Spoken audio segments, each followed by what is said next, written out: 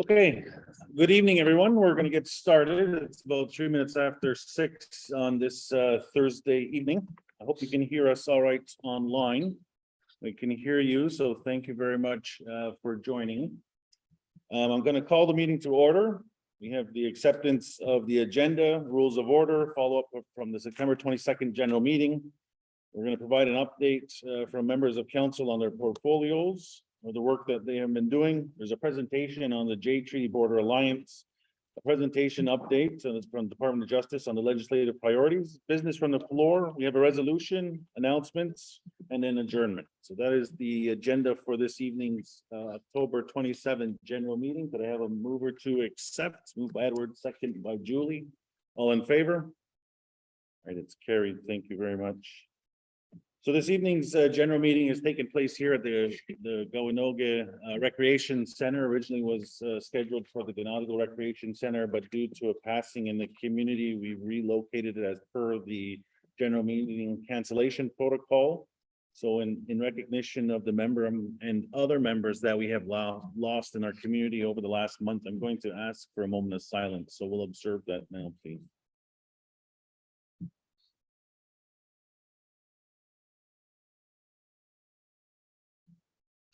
Thank you. So on behalf of myself and council and the Mohawk Council of Akwesasne, we extend our deepest condolences to those families that have been suffered by a loss this week, and including the last month since our last general meeting. So just a matter of record for attendance, Chief Tim Thompson is not able to join us this evening. As well, Chief Ryan Jacobs tendered his resignation last week and was accepted by council. So I do, on behalf of the Mohawk Council, myself and our council, extend our deepest appreciation to Ryan for the work that he has done as a Ganadigo district chief. And so as per the Akwesasne election law, a by-election will be held within 90 days of the date of his resignation. So please stay tuned to receive updates on that. So there is a vacancy for the Ganadigo district. Chief Ryan Jacobs' position is now vacant. So we have accepted the agenda as presented. I will go through the rules of order, and this evening again we're having a hybrid meeting. We do have people here in person, but as well using the Zoom system. So thank you for joining us. So our meeting will begin at 6 p.m. and run to approximately 8 p.m. at which time we will take a look at the what remaining items we have left, and either determine that we will continue to go a little bit longer or defer the discussion or presentation items to the next general meeting. So this is a public forum. Personal issues will not be dealt with in this forum, as well issues with individuals who work for the MCA. We will not deal with those personal issues as well.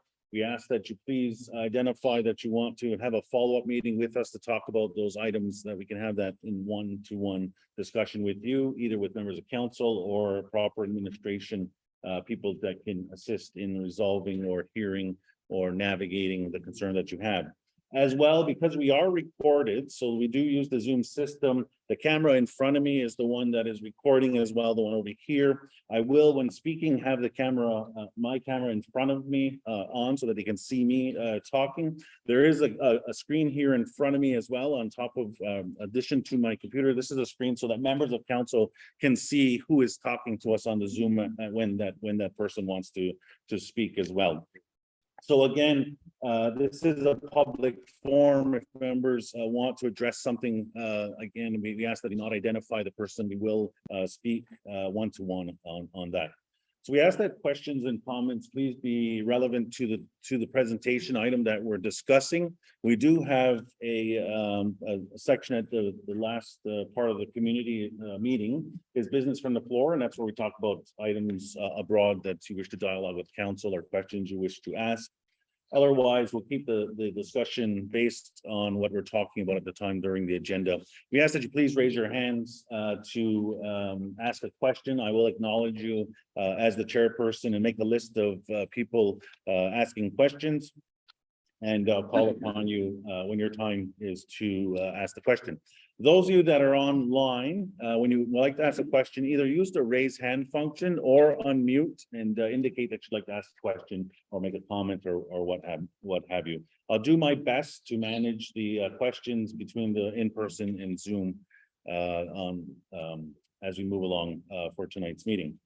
As well, issues that can't be addressed tonight, we do take them back as follow-up as action items, and we report them next month. So if a question or a follow-up item is asked and we're not able to answer it tonight, we will take that back, report it at the next community meeting to you as far as reported as follow-up from the previous general meeting. Again, we are in a public forum. We ask that everybody please remain respectful to one another. We're here to dialogue with you, to share ideas, answer questions with you as council and representatives of the MCA. But we ask that everybody please remain respectful at all times. If the meeting, if people get to the point where we're not being respectful, as the chair, I will close the meeting and we'll resume at another time. So I appreciate everybody's understanding in that we're all here for the same reason, and we need to continue to maintain respect for one another. So that's it for the rules of order for tonight's general meeting of October 27. We'll take a moment to go through the follow-up items that were from the last general meeting, the September 22nd. There are packages at the back for those of you in person. I believe this material was emailed to those who had requested it. If not, we do make the all the material available online tomorrow or in the coming days through a link through the emails that we're requesting links for the Zoom. So again, there's a package at the back, but I will read through the follow-up items from September 22nd. So one of the action items is, can we get an update on the casket that was found? So the as the Mohawk Council reported in collaboration with the Akwesasne Mohawk Police during a community cleanup at the St. Lawrence Cemetery in Ganadigo, there was unfortunately a casket that was found during the cleanup, and it was in a pile of dirt near the vault or at the cemetery. When the backhoe came to move that dirt away to be part of the cleanup, it was discovered that there was a casket there. And so subsequently, we worked with the Akwesasne Mohawk Police. It's a matter of a police investigation, and then Donaldson's Funeral Home assisted as well through community information and a call on social media. The family of the loved one was identified and came forward. Unfortunately, because of the age of the caskets and some of the damage that was done, there was no immediate identifiers on it, so we weren't able to just pull some of the caskets had scrolls on them that of the person who has been buried. Unfortunately, that didn't happen, but luckily and thankfully, community engagement and through the assistance of the coroner's office and Donaldson Funeral Home, we were able to provide some information, and family came forward. So subsequently, the family has reburied their loved one back in the St. Lawrence Cemetery. There's lots of questions of how this has happened. It is still an active police investigation, and we ask that if anybody has any information on this as other suspicious things, to please relay that information to the Akwesasne Mohawk Police Service, because there is a question of how this has happened. So that's really the high level on that. So I think that we're pleased that we were able to identify the family. They're very happy. Obviously upset that this has happened, but happy that their loved one was then again returned to the ground. So, was there something? Yeah, I just wanted to add quickly an additional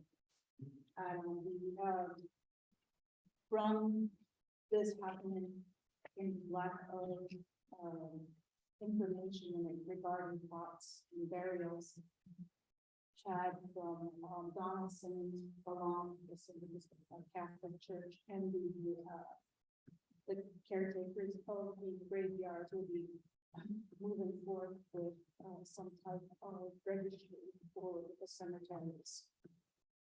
Thank you. So obviously through the the unfortunate incidents has clearly identified a capacity gap in ensuring that, there is a registry and a more accurate record of where family members are buried, because clearly there wasn't the ability to go back to the records and find where this had come from quite easily. So it is there is some work happening on that as well, and I think that the same probably goes for other cemeteries within the community.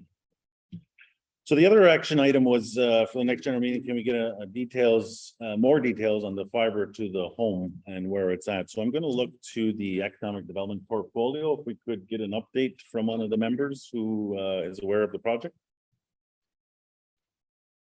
So I can speak to that. In speaking with Kylie Tarbell, the fiber to the home project was moving quite well. What's happened lately is the construction that's happening in Ganondago along Park Street. What's happened is a lot of the fiber has been moved, so that has to be put back in. We're actually waiting for, this project to be complete. They're a little bit behind schedule now, which means that it puts the fiber to the homes behind schedule. So we're hoping that good weather continues and that we can move along and get it completed as soon as possible. But you may have noticed that in some of your yards, they're starting to lay some line and get things ready for when they can go. So that's as much as Kylie provided to me today. Okay, thank you for the updates. The other question is, that was a follow-up item, is when are the generators going to be delivered to the elders? So this was part of the initiative of housing program. There was a call out for elders who could apply to receive some assistance in having a generator installed. Is there an update on that from one of the portfolio? I can speak on that. Most of the generators that were on order are slowly coming in, and they're slowly being installed. We have their own electrician that will be doing it. So that is ongoing. Okay, thank you. Thank you for the update on that. And the other question that was a follow-up was, can we get a priority list for the road, specifically Gully Street and Ganondago? So it's scheduled for road design phase in 2023-24 season, and we will be scheduled for reconstruction in the 24-25 season, provided everything is approved for funding. That's the update on the Gully Street and Ganondago. Okay, so we're now going to move to the agenda item, council portfolio updates, and I'm going to start to my left here. Okay. You want to start with yours? No? Okay. Okay, we're on the portfolio for the infrastructure housing environment.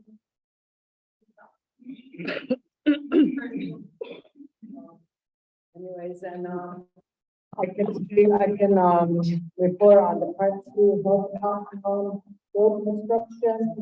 They're a little behind, 2 weeks behind, because of they replace all the old water pipes and the sanitary main sewer. All the platforms of the material are just slowly coming in. It took a while. It should be done by the end of November. Good. Yeah, I just want to add to that number too, because of the construction season being getting late in the year, we're only going to be doing one share because I think people both the paving system, and they pulled out the 11 hours put in so we're looking at getting the first look completed, graduated, and compacted, and moving forward. We're going to come out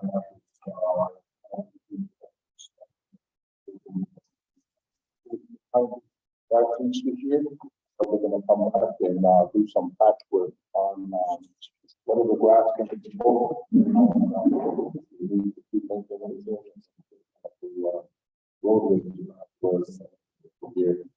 So that's what we have to report on that. Other areas that I would like to report on. There's other areas I would like to report on. Portfolio. They can't hear you. Oh. Well, anyways, there's other projects that we're involved in. One of them is the corridor, community corridor improvement project. You know, that is of the corridor development and recreational development. Right now, yeah, you should have notification of a successful application. We signed the agreement and we returned back to the Canadian Institute. We did a RFP for a planning and lighting consultant. We're coming out a draft. We will be consulting with the communities. We're doing a presentation with them to get feedback and to anything else that we want to continue passing. We're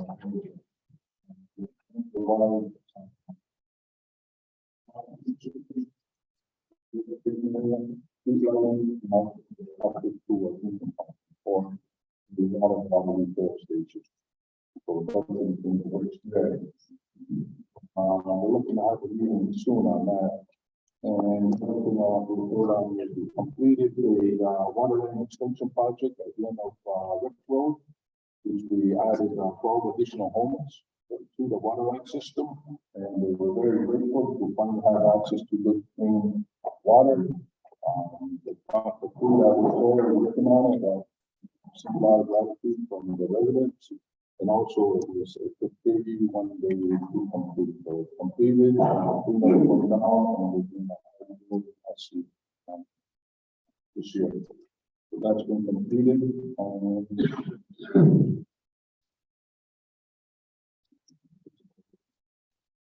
Oh yes, and also I would like to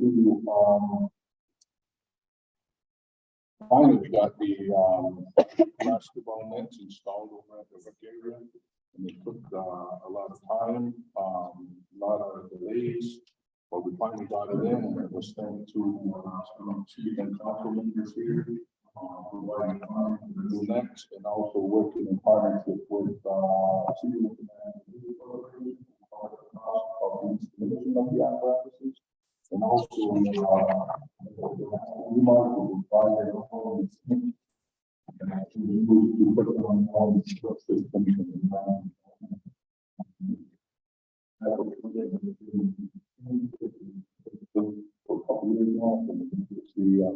the next time we install it, the activities going on that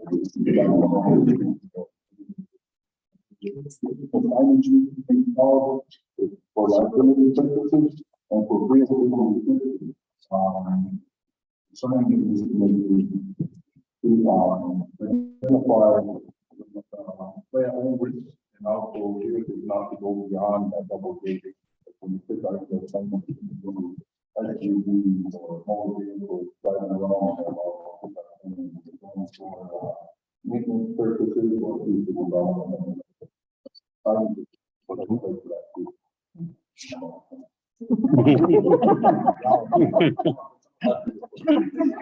that an actual club? Yeah. Okay.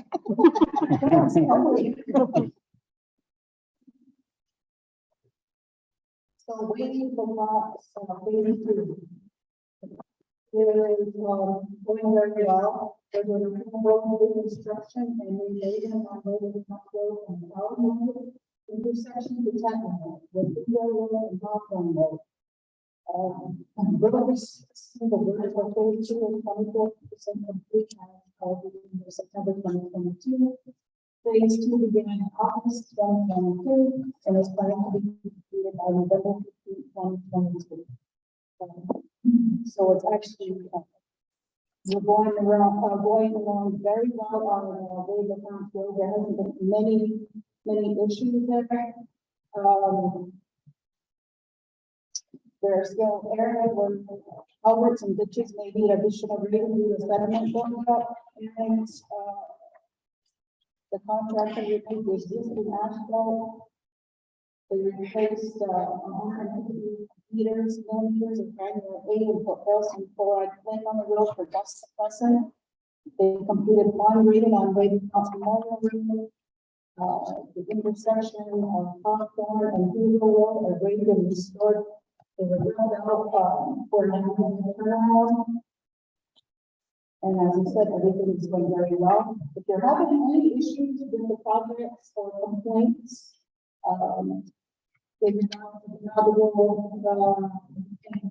just like that, you can contact Resorts Construction if you have any problems with your yards or driveways, etc. And their number is 518-358-3017.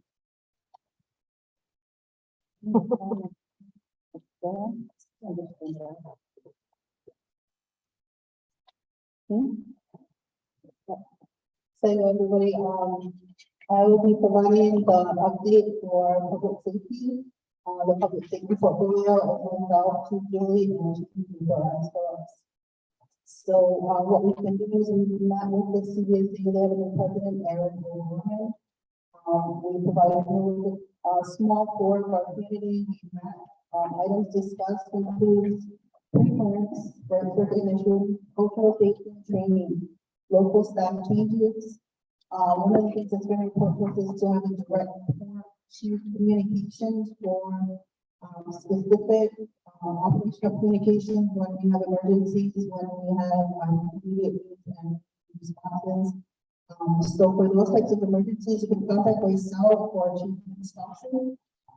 We also have the need for the pregnancy of the domestic lane, reporting relief, also DA reporting, clear, consistent communications, as well as extending or creating a Dungeon division. We will be attending a tour of the Customs Training Center at Rivo, Quebec, and we also participated in the Indigenous policing meetings. And I'm watching the talks on time where we learned a lot about the policing focuses on racism, higher crime rates among Indigenous people, opportunities for growth, progress, changes in recruitment, building safe and healthy communities, and police forces. Indigenous focus and strategies, recognizing trauma and healing not only in the communities but when we're doing our people hiring process from certain community members, because there's not one of us that's not touched by trauma. So that should not be a way to eliminate from pursuing a job in law enforcement. Now,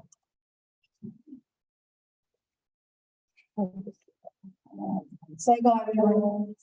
Tonight I'm going to be speaking on the work that's been going on with justice. As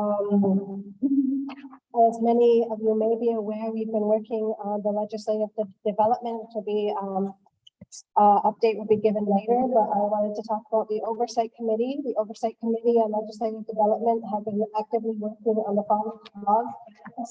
That has had its first reading for the 3 districts. The emergency law has been accepted in principle and will be community soon as states are being considered for the reading. And the election law has been done, a legal review has been completed. The working group is now reviewing those comments, and then it'll come to council table for reading. And like I said, more information on the legislative development will be later. Just to touch on the child welfare, child rights law. The working group for the children's rights law continued through the months of September and October to reach out to the departments, community, and programs for feedback on what they thought should be in this law. That feedback will be sorted and provided to the working group to begin drafting the sections of the law. The other thing was the justice in general, the Akwesasne court negotiations, which is to get recognition of the court. Those negotiations have been stalled while the provincial elections took place. A letter will go from the chief to the provinces, inviting them to the table to discuss that recognition and to get that volume. A by-election, as Grand Chief mentioned, will take place in the district of Kawehno on December 3rd. November 12th will be the nominations, and a community survey will be conducted in the new year. Thank you. we'll keep just keep your questions to the end if you don't mind. Go ahead, Dwayne. So for health, I've been working on a couple projects. One of them is a personal wellness plan. It's a collaboration between Mohawk Council and the St. Regis Mohawk Tribe. It's 3 phases.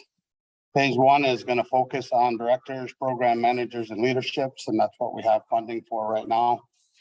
The second phase would be frontline workers, and the third phase would be community.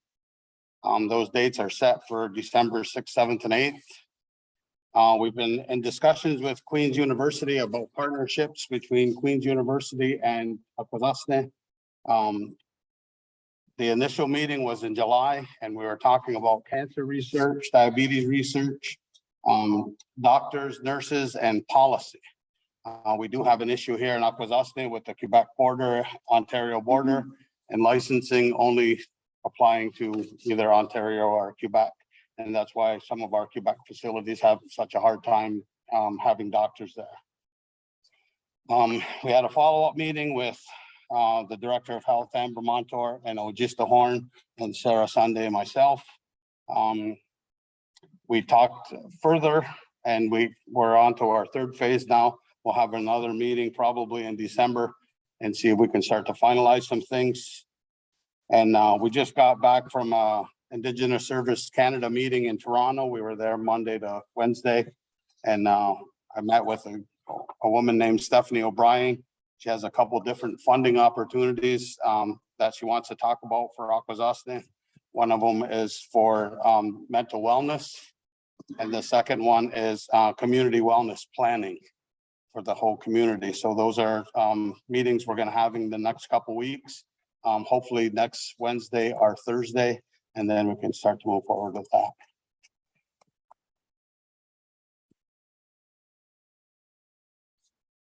Hi, everyone.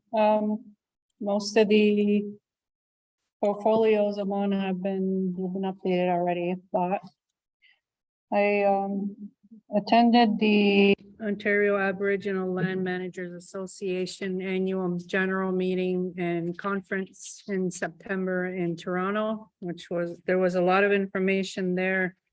I attended a demonstration on a land registry system, and which could be used throughout the organization in different areas. And but the lands portion, if we decided to go with that, would be read only for other departments. Certain information would be they wouldn't be able to access everything. Some things would be kept private. There was an update on the additions to reserve policy, and they're looking at making it a shorter, less involved process, because some of the ones that we've been working on have been over 10 years, maybe 12 years. And can you hear me all right? Yeah. Okay.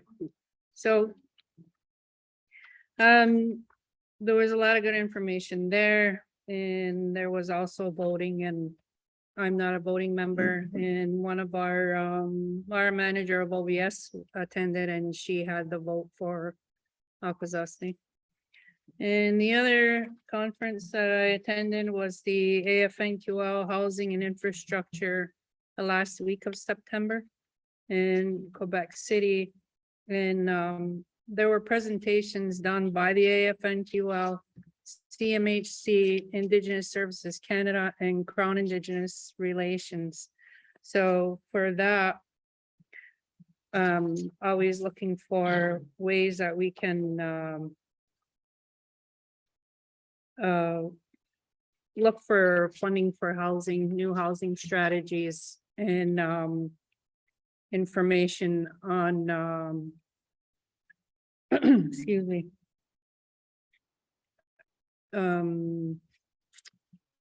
saving on energy costs, renewable energy, things like that. So there was good information there, and I just keep looking for things to help us out in that area. Am I good for time? Thank you. Seskehko, good evening, everyone. So everyone did talk about a lot of the portfolios that I'm on. I'll run through economic development. That's one of the portfolios that I do sit on. There's quite a few of us on it. We did talk about the current ongoing situation with the fiber to the homes. That's an ongoing project that is slated to, like I did mention, hopefully December to be ongoing. A lot of the discussion that we've been having with economic development portfolio is the Aboriginal initiatives funding changes that have occurred within Quebec and the processes of applications, and that has a lot to do with the funding that comes in from Quebec for community members that want to start their own businesses. Kylie Tarbell is the director, and she's been having to do a lot of worked and follow up in order to ensure that a lot of these files are closed and that businesses, many of the businesses that had previously applied are no longer in operation. So it's a lot of work for her to be doing that. We understand now that she did have ongoing meetings with Quebec, and we've been provided with a new updated procedure on how to apply for these grants. We also had the opportunity to meet with Ricardo Esquil, I think his name was, and he's a representative. He works with one of the representatives in New York, and he's from Dominican Republic and wanted to share a business opportunity with regards to exporting produce from Dominican, mainly avocados and tomatoes. If people are into that type of thing, it's pretty expensive. So what he did was present to us on the possibilities of how that would look in terms of exporting. It's not a simple process, but we thank them for the opportunity to come and share that information with us within the community. We are happy to see that the skate park is up and running, and we're so proud of the work that's been done. And we're asking, I know this is an ask from everyone, is to be respectful at the skate park, take care of it, no graffiti.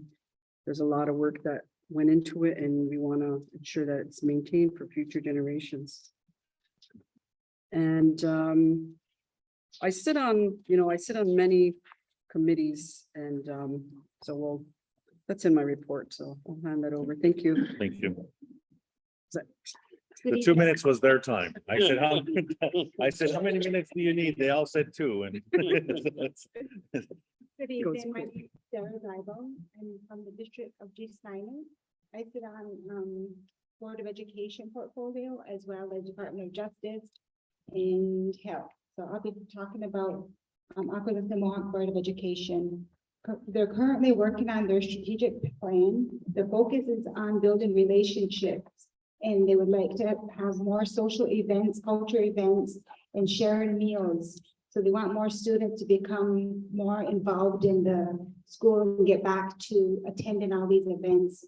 The students are very happy to be back in school from COVID, and they realize the attendance rate for September is up 85%.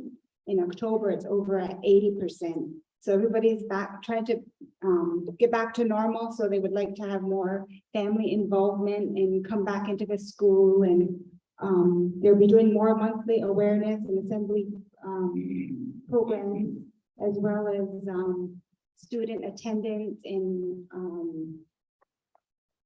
appreciation things. They did have a carnival for the teachers to show their appreciation of doing the hybrid situation and throughout COVID. And they'll also be doing some professional development with staff, mentoring, assessment training, behavior management assistance, mentoring with different counselors. They're going to be incorporating more traditional meals such as cornbread and hash to the students, and culture component to as well. They're looking for more at-home daycare. So if you are interested in that, please call Heather David at the school if you want to do a at-home daycare. That's about all I have. Thank you. Thank you. So hello everyone, I'm Bruce Roundtable, District Kawehno. So I'm gonna just give you a quick overview of some portfolios and committees that I sit on internally in Akwesasne as well as externally on the outside. So we've heard from a lot of reports, economic development, was spoken about, nation building. In regards to nation building, the main table has taken an intermission to discuss internally amongst ourselves Canada's response to certain substantive matters that we felt weren't clear enough on our end of the table to continue discussion. So we decided to take a brief intermission on that and kind of have our own discussions on what our next steps are going to be or response back to Canada. As well, we began a review and dialogue on fiscal policy and relations. And this is our first meeting, which is more of an educated process of understanding the cost of governance. And so they're sharing different finance formulas that we're, on both sides of this table, we're both learning about. So more of that, so that's what nation building. In regards to external committees, the Chiefs of Ontario have a Chiefs Committee on Economic Development that I sit on. And what we did there back in January 22, a submission was made on economic development opportunities in Indigenous communities. And October 18th, Ontario had put out a press release that 25 million would be allotted over 3 years and broken down into areas on access to low interest loans and grants for Indigenous business and entrepreneurs, capital to support digitization and e-commerce, seeing after COVID, they realize a lot of businesses have resort to that. As well, we're also looking at better understanding the issues within Ontario's Indigenous supply, which is also known as procurement. Other areas of economic development are training opportunities in communities, as well as financial barriers for Indigenous communities. So the link will be posted by early next week through Economic Development Office here. Just going to take the portfolio as well as our director and have a briefing on putting it into another explanation of how Akwesasne relates to those areas. As well, independent First Nations, I'm sitting as executive chair as an interim for Steve Tim Thompson, who is medical right now. So next week, we're preparing for IFN quarterly in Ottawa. We have scheduled meetings with ministers. Some of the main topics that are on our agenda for discussion with ministers is child welfare, health, Jonas principle, residential schools, additions to reserve policy renewal, housing and infrastructure. So when that quarterly meeting is done, then we will put together a report and I'll provide that following the meeting. Thank you. So, Okay, thank you. We'll go to questions from the floor on the presentations made. Dave, you had raised your hand earlier. Did you have a question? Yeah. I think it was.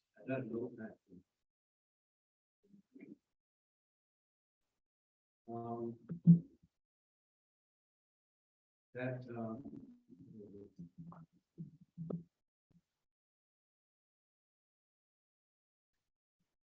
fiber optic that's going to fiber to the home.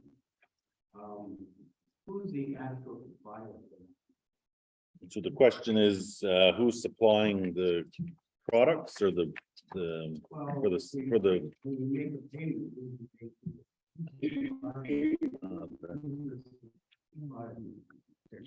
the response? Are you referring to the service, like internet service? Yeah. Okay, so if you recall throughout the beginning of this project, it was announced and advertised to call the Economic Development Office to sign up for internet service for broadband once it becomes live. So currently, they're looking at an open source for any internet service provider that wishes to provide service here. So currently, I believe Ontario East, that is a service provider. Kawehno is one that has been identified, but we haven't heard from them yet. But once it gets further down the line to lighting up the fiber, those companies will become more readily available with more detail as to where that you can, who you can select. And where the payments will be directed. Most likely, it'll be directed right to whoever you deal with. Oh, yeah. It's not through the council. No. The reason why we kept it, when this project started, it was decided to keep it as open source. And the reason why we did that was so that there would become no monopoly for one company to come in and set the price that would, kind of beyond, you'd be paying more than what you're getting. So that is why it was designed that way. And council just wanted to own the infrastructure, but not provide that service and leave it available so it becomes competitive. You don't have a real answer on who's the supplier. It's open. It'll be basically anybody that sells the service. Yeah. 'Cause remember too, though, that most of the cost was funded by the governments, right? So I mean, it's basically almost public, which means that Bell Canada's, Rogers of the world can use the line to sell the fiber to you. How long do you think it'll be before we get asked? December's the deadline. So the way the design is, the priority is Snaihne first because they have the worst. I know that it's bad everywhere, but they have the worst of the worst. So Snaihne is the first area that will be started, and then it will move this way to Kawehno Island. Kawehno Island is essentially the last. By the way, John, So Snaihne is, they're hoping to target early next year, likely another year for Kawehno Island.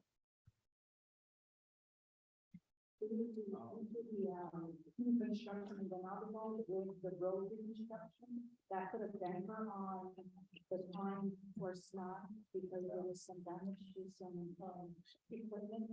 And also, as soon as that meeting gets done, the first meeting gets done, they can go in and they can start looking at lining it all back up with the fiber lines, with the work that has to be done with fiber to the home.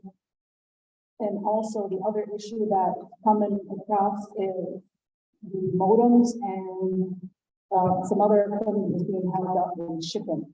And like everything else across the board, it's in queue. So as soon as we get that equipment in, and they're hoping to get everything up and running in Snaihne, because right now Snaihne is at like 75% been completed. I wanted to ask another question. In 1962, It's okay, I can, okay, but I understand that in 1962, we got a gas line. The gas line crossed the island in 1962, 60 years ago. And I know that you made an agreement, I don't know what year it was, a 20-year agreement to Ember. But I think the subsidiary or the gas company was Niagara Gas Transmission Limited. So the council made an agreement with the Niagara Gas Transmission Limited on an agreement for a 20-year agreement for, I think it was $100,500 for 20 years. That was the agreement that we had on the table, which I don't know what year that's up. It could be getting close now, it's not now. And I think the St. Louis Gas Company in New York State, in Snaihne, they collect all our they get supplied from our gas. When I worked at General Motors, the plant, they were supplied by the gas. Now they want to go down Franklin County, and they want to supply the casino, they wanted to supply everything in Franklin County. And here we are on the island, 60 years later, getting $100,000 a year, which is probably not even 20 years we've collected yet, which is peanuts, if you really look at it for this community. And that's a 12-inch contractor, 600-pound gas line across the island. Now that thing's worth billions of dollars they're making running all the refineries and all of Messina, all of state New York collecting gas. And here we are sitting here wondering if we were going to get a gas agreement for Kawehno Island. We can't. I have 9 tanks at the house that I built. And I've got another house to do. There's going to be 11 tanks, propane tanks. And natural gas is clean, it's cheaper. The people need to understand that the line is already on. It's been crossing here for 60 years. And I don't understand why we're not fighting harder to get that in our businesses, in our homes. So I'm just wondering, what, we had a meeting at the arena, and at the arena, the gas company came in, I don't know if it's Enbridge, but they came in, they showed the valves, they showed the pipe, exactly, they said in about 3 months they had the island and all that. Plus they have a little gas station, pump station they want to put in. And we all agreed, we're not saying there, yeah, a lot of people agreed, because that P38 not only charges carbon tax, but on top of that, the cost of the propane is going up all the time. Natural gas, the guy delivering propane is told me that natural gas is the cheapest way to go, and it's very clean gas. You can use it for all your heating, you can use it for the hot water tank, you can use gas throughout the house, so it's a lot cheaper. But what I'm getting at is, why aren't we pushing harder on the island? You know, we can't wait for someone to come up and say, Abram, I'm so afraid that my house is gonna blow up, so we just stop the whole project. We need to do a survey or something in place to show that a lot of us are hurting. Our businesses need a cheaper way to do it. Our houses, everything else, to get rid of that P38 or burns or whatever. To get rid of propane altogether. I mean, it's a fight to get rid of fuel oil, to move the propane. It costs money to convert, and then from there you have to, at least if you're on propane, you can always add your little conversion kit onto your heating system. But I think we need to do something, and because the gas line's there, it's ours. And it's $100 grand a year that they're paying, like I say, that's peanuts. I mean, look at some of the wages. The wages coming from the council, that's making enough as it is. I mean, here we are getting 100,000 for the whole community. It's not right. So I think that somehow, either through economic development or somehow, we need to reopen this exercise with Enbridge, to take a look at, you know, moving forward on it. That's what I feel. Thank you, appreciate that. And as far as agreement goes, we'll keep that in mind. I don't know the dates offhand, but it is probably in the next 7 or 8 years or something like that. Yeah. So we can report back on what the date is on the agreement. But you can negotiate up to 18 years, even though it's a 20-year agreement. After 18 years, you can renegotiate. Okay. Yeah, we'll report back on what the particulars are on that. I know that a couple months ago, the question was how much has been accrued from the Enbridge agreements, and I don't know it offhand, but we have that as well, so we can report that back. We're gonna go, are there any other questions on the what members have presented? What they have presented, and then we'll go to business report here, and then we'll go over here. No.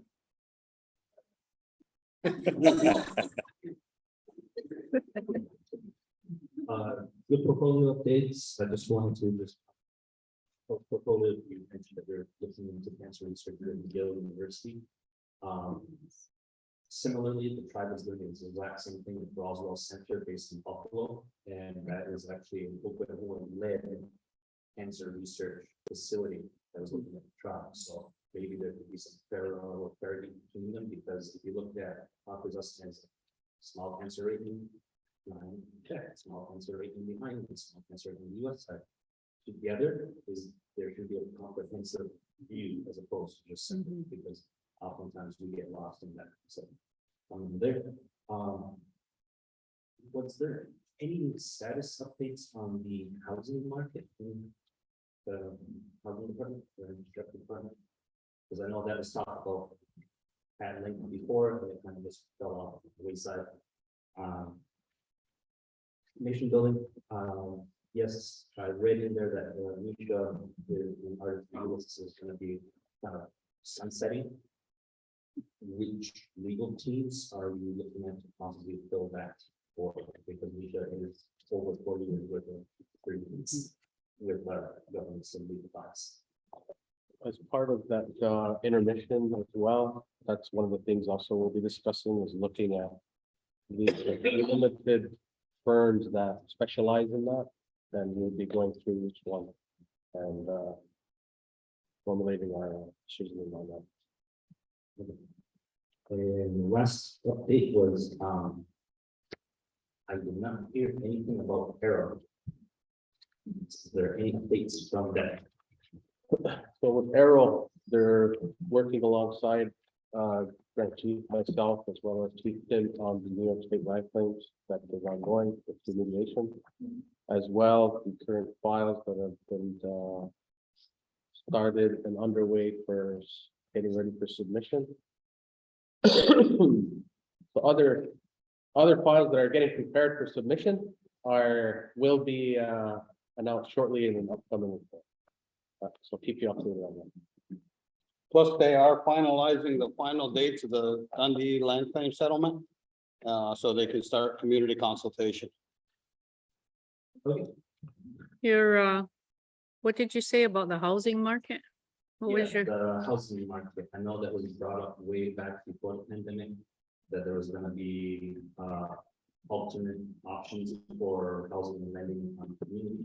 It went from 9 to 12 different banks that were gonna be reached out to, and then that kind of fell off the wayside. So I just want to know, is that still happening? Or do the community members still have to rely on limited options? it's still being looked at in another, the COVID brought up the prices on building materials, a lot of other things too, so we are looking at that also, because the max loan that you can get right now would build you a house that's probably 900 square feet. So we're looking at that too, increasing the amount. We're still talking about it, and as alternatives, I'm not so sure about alternatives. You mean like different types of houses, or you mean? No, it was a different banking institution. Okay. Yep. Loan. Still, Just, should be on high priority simply because Maslow's hierarchy, people have a house. It deals with a lot of other things. Otherwise, really, just physically. Okay, go ahead. Yeah, I can add a little bit to that. First Nation Market Housing approached us and they came to us with this program about different lending institutions that can gather themselves together to provide First Nations with opportunity of choices on who they can borrow money off of mortgage programs or whatever to build homes. But when they approached us, they only had a few limited banking corporations involved in that.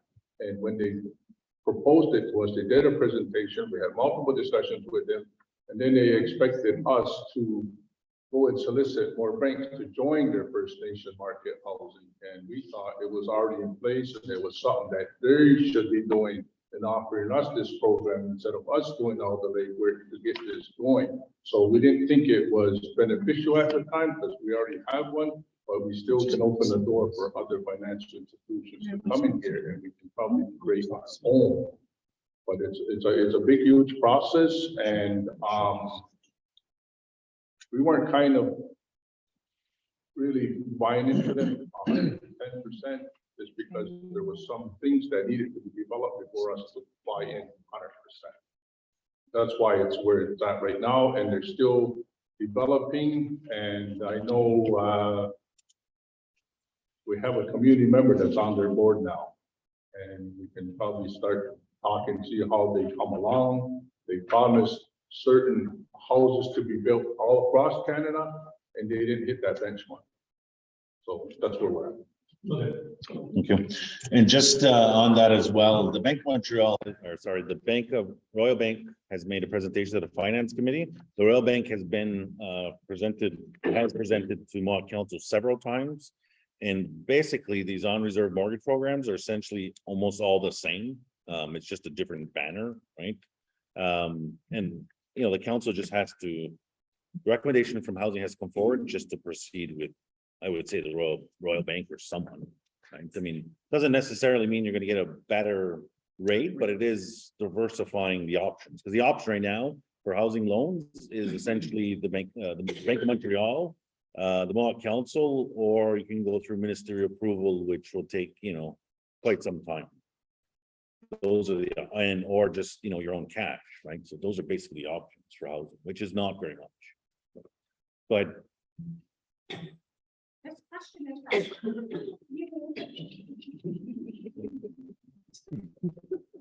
No, I want to know why we all concentrated on everything that's ahead. How come we aren't concentrating on what's present and what needs to be done? For example, schools need to be fixed. The arena needs to be fixed. They have handicap, things for handicap, an elevator that doesn't even work. And there's going to be water that's coming, and now they're recommending use the elevator because they said there's mold in it. So just put your job profession aside for a minute and think of, yourself. Why are you then looking what to fix ahead instead of what to fix right here, then and now? no, it's a good question. I think that it is obviously something that we need to focus on more. We've finalized a strategic plan that talks about community infrastructure as well. Unfortunately, the challenge for us is there's generally a long process for this stuff, right? So we've asked for the reports that we have in the studies and update and assessments to be updated. So that we can have a better idea of what the current infrastructure is and what needs to be replaced, or what those expenses will look like. And that's, has been a result of the Gunnequatsaleo shutdown, which essentially was, a piece of electrical equipment that powers the entire building, like a transformer type thing, that overloaded and blew. And it was, it's probably, 25 years old, so it's not new. And finding, getting the specific contractor here to fix it and find the part, it took that long, right? Which then just says, what other buildings are ready to have the same issue. So definitely something we're going to be accelerating, because we have lots of community infrastructure and lots of it is aged, right? And yeah. No, and I know that the Board of Ed is looking at they have started the study assessment for a new school, right? Schools need windows that open. That's how you get better air quality. Yeah. Open those windows, let that air. Yeah. circulate. No, there's, You're not working together in the building. You're all breathing in each other's air. Same. Nobody Yeah. opens windows. Yeah. Sure. no, absolutely. And especially on the heels of COVID, I mean, this is something that the ventilation filtration systems need to be updated to keep people, yeah, windows, yeah, so, okay. Quickly, yes. So we do have a priority. Buildings and the infrastructure, throughout MCA, and we are very aware of what is happening. And it's the biggest problem we have throughout the years is having to deal with the lack of funding through O&M, maintenance, overages and maintenance, operations and maintenance, sorry. And we were in Toronto just got back last night, and we had a meeting, like an open assembly with the representatives to INAC. And we did have I did have an opportunity to speak at the mic and talk to Patty Hyde, who is the Indigenous minister. And I did bring up that issue. Said we're dealing with all these buildings, and we have we start off great, but then to keep and maintain those is the hardest part. So and then she spoke of there is a new formula that's out there that will fund us 100%, but it's a formula, and we have to have further conversation with her name is Joanne Wilkinson. So that is what we're working on. We're trying. But she's talking about lack of funding. In the meantime, we are getting funding for everything else to get fixed. Yeah, there's different types of funding. This is what I'm looking at.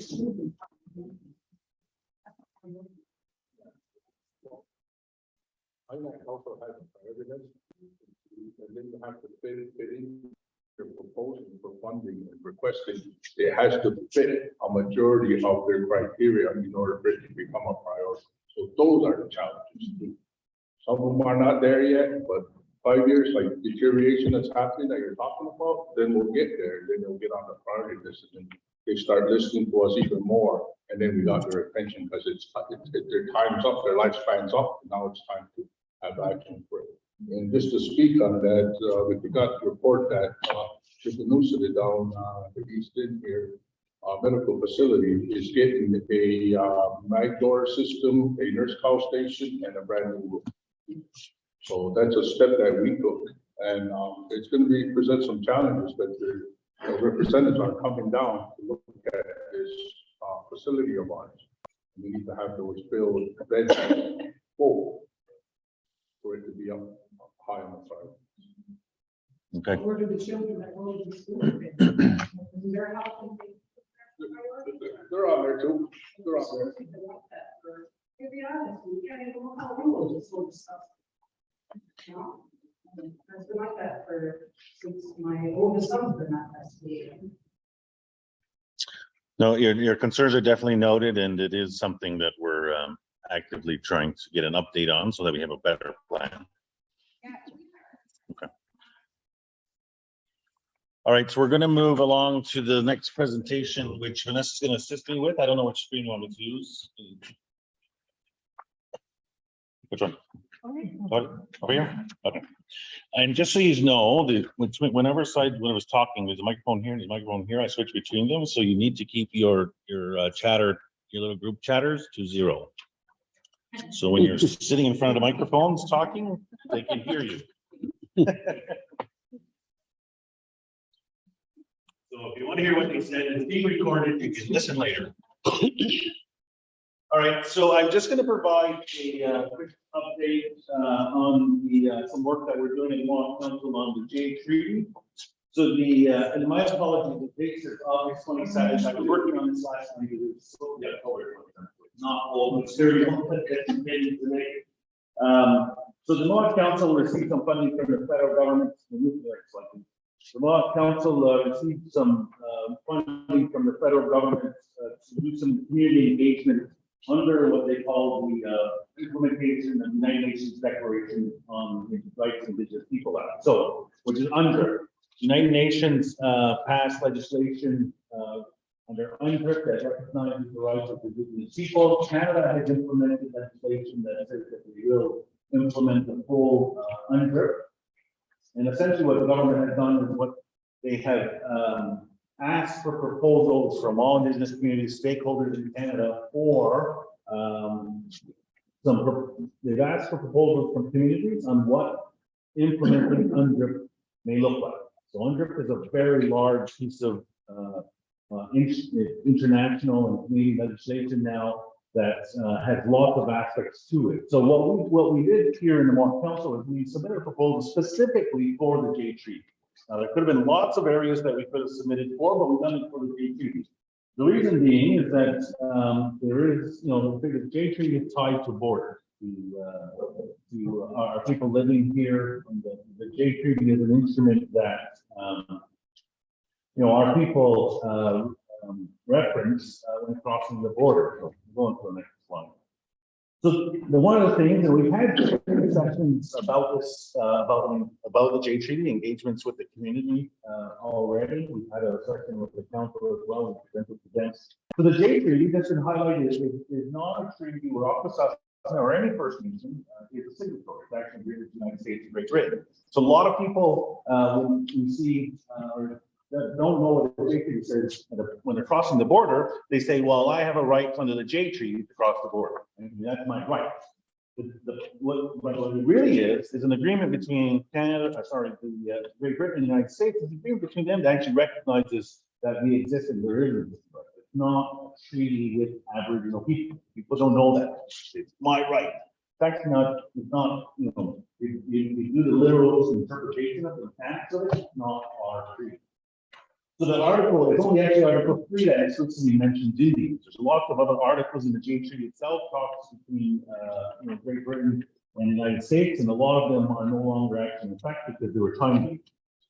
So the Canadian legislation recognizes that the J Treaty, that the Indians dwelling on either side of the boundary line between the said provinces of Lower Canada and the said United States. That's what the actual treaty says about Indians in there around our not affects our people, but it could affect.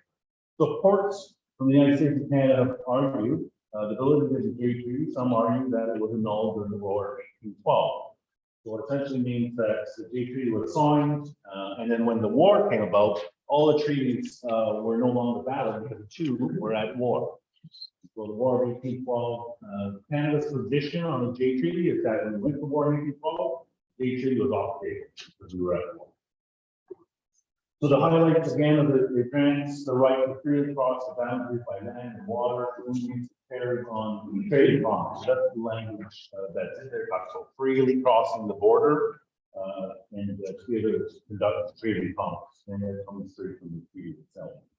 So it extends the right of entry to goods and merchandise. However, parties can exercise their sovereign power to entirely prohibit the importation of goods and merchandise, such as the right as right to impose duties in of the goods. Freely does not mean duty free or without the ability to regulate goods. So again, there is some language there in the J treaty that says the Union can bring goods back and forth over the Great Britain United States border, but it also says that they can prohibit that as well. It says duty free, that you can move these things across over the border duty free. Again, it's not our treaty. This is a recognition treaty between Great Britain and the United States. So in there, it says Indians were exempt from paying duties. However, if Indians were to transport goods in bulk for settlers, the goods would be duty. There's not an exemption that refers. So basically, again, the treaty says that Indians that are recycling do goods across the border for themselves. If they bring it over for commerce, trade, it's not duty free. So we've had 3 sessions on this discussion. They were open dialogue sessions. We just want people to come. We want to share what the treaty said, what the treaty is about, but also more further conversation around what people view the treaty as, if they believe that the treaty rights are enshrined in that, if they're not, and what, where do those rights of our people come from. Really, it's a dialogue section, October 5th, October 6th, and October 8th. We had 3 sessions in the community, the J treaty and the recognized rights and who could benefit from those rights. So that was kind of a key conversation that we had. So some of the key highlights on the next slide, please, is that the mechanism has to reflect that it is Canadian law recognized in our inherent right to cross. So when we talk about the J treaty, people say it's not the treaty, it's actually an inherent right to cross over this border, not because of the treaty. Which is positive to hear. That any mechanism has to include commerce, employment, trade, residency, right within ceremony, as well as the right to cross. So our conversation is about if there were to be, the recognition of the treaty, or if there were to be modern day legislation implemented, what do you want in that? And this is what people have said, is that we want, commerce, employment, trade, residency to be considered as the right way across. These are why we need to move across. Members have shared they find it stressful to cross, that they can never be sure what's going to be grasped, which is not new to us, unfortunately. That people have some people have anxiety crossing the border. Border agencies be educated about our inherent rights. So again, we do work with the CBSA, but we're not. The pandemic has really slowed down our ability to do those training sessions with CBSA. We do have that happening in the next couple of weeks, but again, people are saying, we need to educate them on who we are. Using the right language is important so that there isn't opportunity for misinterpretation. So again, people are saying, if there's going to be language in legislation, it's got to be the right language, not something that when we get to the border, the customs agents say, wow, it has to be clear and concise. That there could be an organization that works with First Nations to determine who are part of the nations and the right extends to them. So one of the things we were talking about in our sessions is that, is it important to our people that we determine who can have that right to cross the border? And the reason why we say that is because right now, if you have a status card, you can go into the United States. And at any crossing, the United States allows registered members to go into the United States. The problem is that over the last several years, Canada has made it much more easier to get status cards, which means, there's likely lots of people that have status cards that have no real connection to community, or they may not be indigenous or native ancestry at all. They have status cards, which means that they can go into the United States, freely. If Canada would recognize the degree or the provisions that make it legal, you know, people could essentially use exercising our inherent rights or Aboriginal rights and not be Aboriginal at all. So that's why we have that question. Does it make a difference to you who can and who can't use these rights? And that's thinking outside of our community a bit more, but is that important? And so people are saying, yes, that is important. Want to ensure that the right people who have rights are exercising it, not people that are the new tagline is pretending government gives it status, like everybody's pretending. And the other thing is that if there is an organization that determines who has these rights, that there needs to be policy procedures to make sure that they're fair, and it complies with our inherent rights. So, and that rights should be recognized across the entire board, including all modes of transportation. So that's what people have been saying about it. If there is to be recognition, there needs to be across the entire United States-Canada border, including flying, driving, training, and all that. As it is, you know, as it is now, there are some limitations on the difference between flying and driving across the borders. The other thing which people don't know is that the literal translation of the Jay Treaty, if people say implement the Jay Treaty or implement the Jay Treaty, right? The Jay Treaty was actually signed between Great Britain and the United States, so it was Upper and Lower Canada. It was actually Lower Canada, and the United States at that time was about upstate New York. So if you look at the map, the Jay Treaty was only about, you know, Eastern Ontario and upstate New York. So if we were to say to Canada, implement the Jay Treaty, it could literally mean only this region would have that ability to cross. And most people don't know that because at the time, Canada wasn't all the way from British Columbia over to Nova Scotia. It was, you know, Upper and Lower Canada was part of Canada. That's what Canada was, not the entire continent. So people are, you know, so we have to be very conscious of that. Most people don't know that when they say, I have a treaty right, I have a treaty, the big treaty gives me right to cross. Now, you know, if you're cross at Spokane, Washington, and you know, Vancouver border crossing, the big treaty didn't apply to it. So this is what we've heard. We're going to, we will like to have another meeting section in the community. There is in the packages, the questions that we provided, that we can stir the conversation, really just a dialogue section. There is a survey monkey up here as well, for you to provide your feedback. If you have any input into it, we're more than happy to take it either myself or our office, and this will roll up into a report. And so the part of the work we're doing, the Jay Treaty, is twofold. We have what Vanessa's going to talk about is some of the work that we're doing with the Jay Treaty Border Alliance, which is a group of communities that are affected by the border, lobbying Canada and the United States for certain things to change on the border. So as we do this work on the Jay Treaty under the UNDRIP, we're also having dialogue with communities for support, because what we want is to create those alliances with other communities affected by the same things that have, and not have to do it under work and so that's a real quick synopsis of the Jay Treaty work that we're doing under UNDRIP, and next is going to talk about the Jay Treaty Border Alliance, which is again another group that we're working with around getting a mediation for border issues. So So the Jay Border Alliance is the most harmful of is a member of the Jay Border Alliance. The Jay Border Alliance is a group of communities, both northern and southern Carolina, who are lobbying Canada for the United States to recognize the Jay Treaty, make improvements to border crossing for the experiences of members all across the border. So the ask is that Canada, because the United States recognizes the Jay Treaty. So the ask is that Canada recognizes the treaty, so that tribal nation members can enter Canada without limitation. So the issues that we have is that the U.S. border will allow Canadian-born or any born indigenous person to cross into the United States, but Canada doesn't guarantee that they can come back. But that's the right way. So what happened during COVID is a lot of people were able to cross into the United States, but they could not return based on their tribal affiliation. So, and another thing that we're going to get is the 51% was down in the country. So the ask in the United States, when you're crossing in, they require 51% blood quantum in order to allow you with the tribal card. So US board come across with or if they're coming back, they need to provide proof of their blood quantum. So they're literally being asked for their travel card as well as their letter that states that they have. So the JPD Border Alliance holds annual summit to travel communities along the United States-Canada border. These flying to Washington and virtual meetings advocate for our inherent rights. So those are some of the dates for, and as you can see, the upper left side, does hold state summit in that Sydney way, and then we're in Ottawa.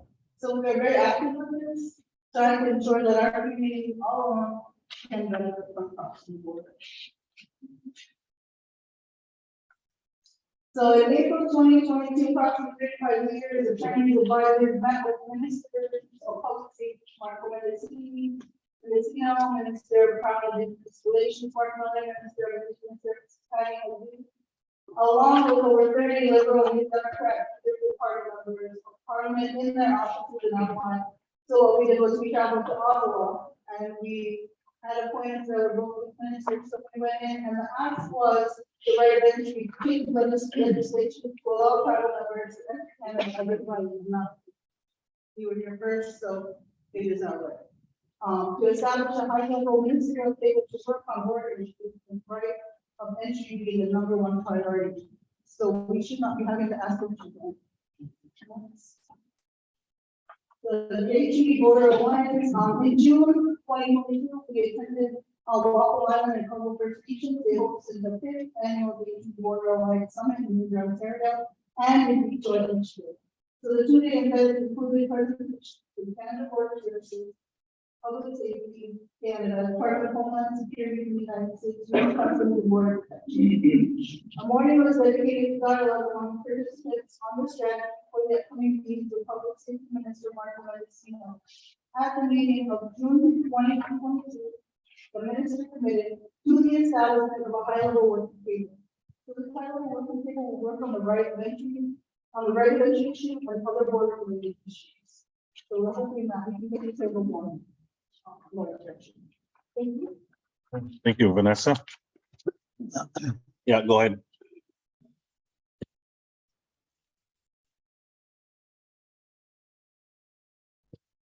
Yeah. That second,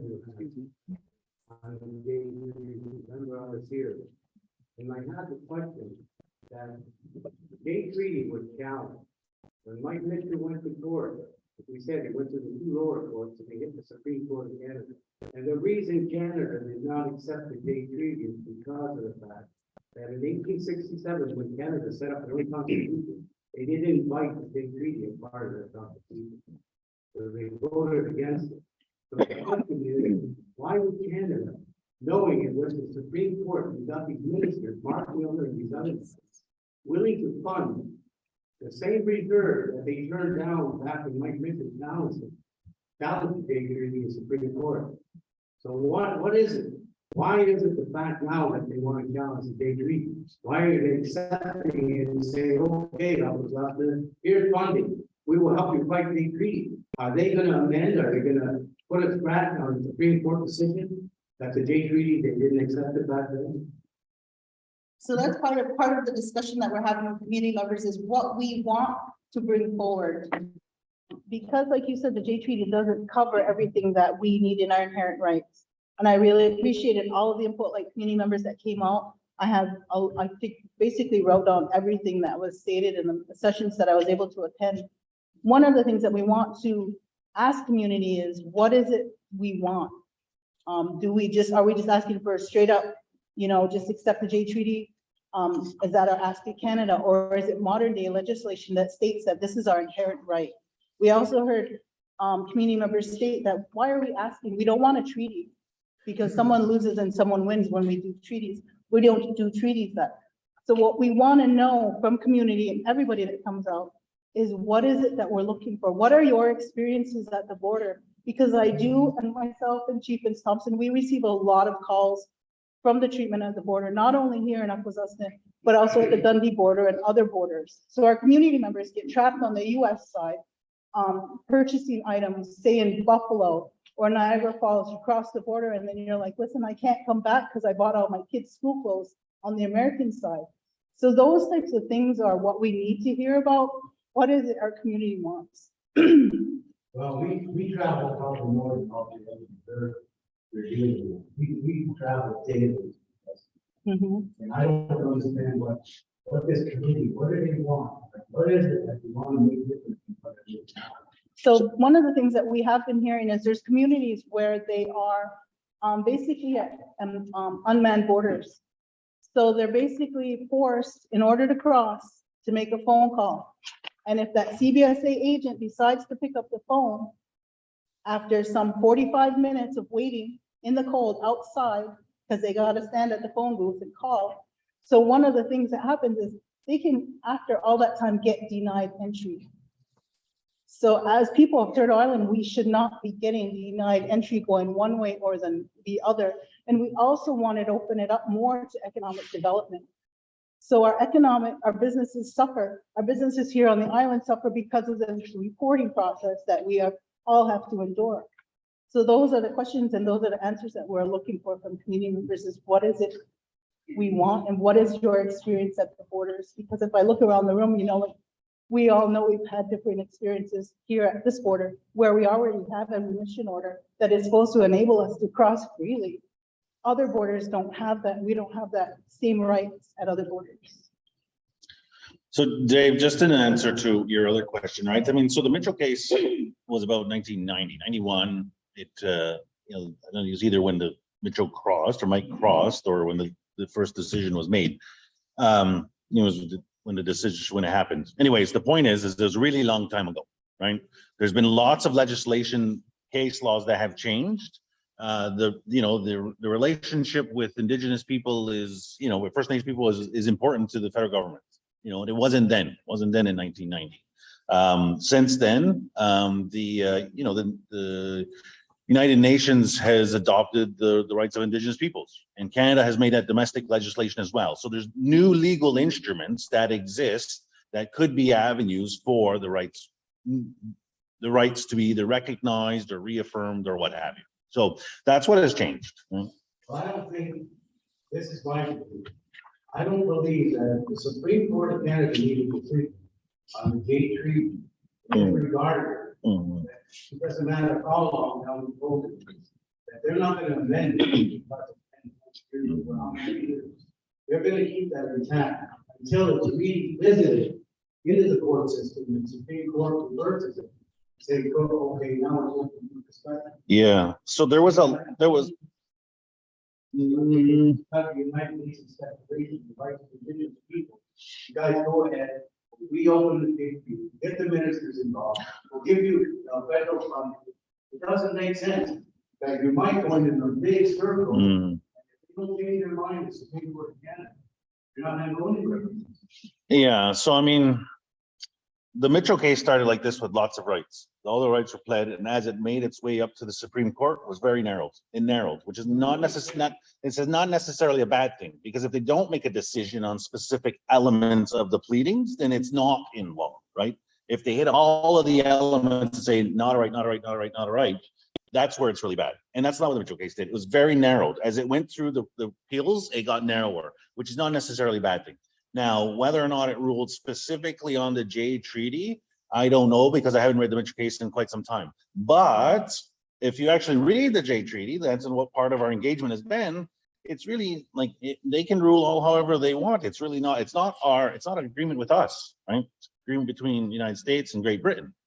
We're looking at more like, you know, I mean, there's the Treaty of Ghent. You know, there's the principles of the true role. Like those sort of things are other elements that could be, reasons why they should.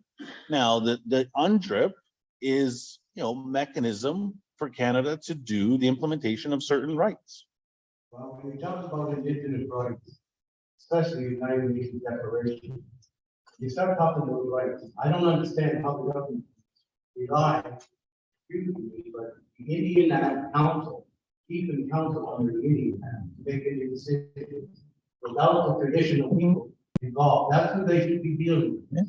The traditional people, the nation, or whatever. Yep. Be at the table, negotiating anything with any kind of people. Yeah, no, and that's. I don't understand why Indian Council be involved with I don't understand. Yeah, no, and, we've heard that from people, and that's why, if people are saying, we don't want you, talking anything about Aboriginal rights, we don't want you to talk about treaties, but we want you to find a way to make the border experience better, then that's how we will go about it. It doesn't necessarily mean we have to do it in the vein of a right. It just means that we need to lobby to have different things happen at the border. So what are you looking for Because the remission, we're looking for input. We're just, well, the whole exercise is just about input, dialogue, and to get what people's thoughts are around this. We don't have, What are you looking for? What is it? What are they looking for? so the there's, there's no specific what we want, right? It's what the people want, what the people want to see change, right? I mean, as Vanessa talked about earlier, if you go to Syracuse and you cross at the Thousand Island border crossing and haven't been in Canada for the said long period of time, you're paying duty on your purchases, right?